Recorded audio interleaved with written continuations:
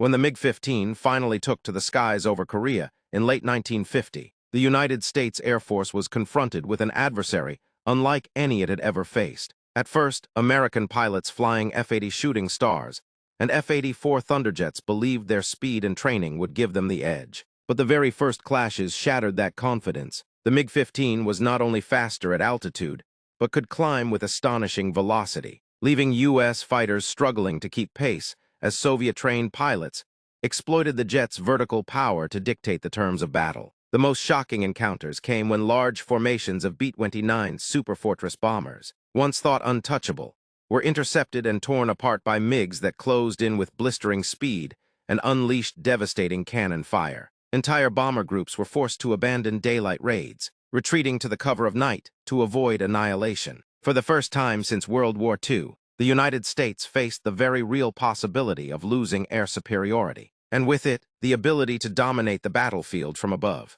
Reports poured in from surviving crews, silver jets with swept wings attacking from high angles, diving down like falcons, then streaking away before American escorts could react. The psychological shock was enormous. Pilots who had never questioned America's technological superiority suddenly found themselves outmatched, describing how MiGs could vanish into the clouds above, only to return in a near-vertical dive that no shooting star could hope to follow. These early duels quickly evolved into lessons written in blood. As U.S. commanders realized their current jet fighters were hopelessly outclassed, stories spread among the ranks of MiGs appearing out of nowhere, using blinding speed to slash through formations, then climbing away with impunity. Even the best American pilots struggled, their tactics built around World War II dogfighting traditions, now rendered obsolete by the dawn of the supersonic age. Yet amid the frustration and fear, these first dogfights also ignited a determination within the Air Force to adapt and respond. The appearance of the MiG-15 forced a painful reckoning.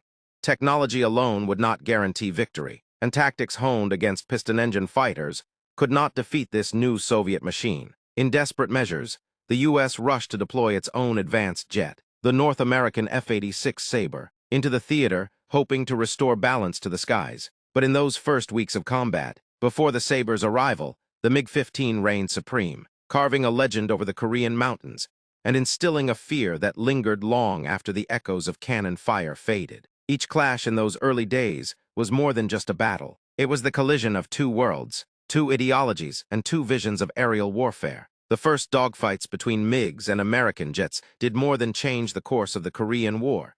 They signaled the arrival of a new era in air combat, where survival depended not on who turned the tightest circle, but on who could master speed, altitude, and the unforgiving laws of jet propulsion.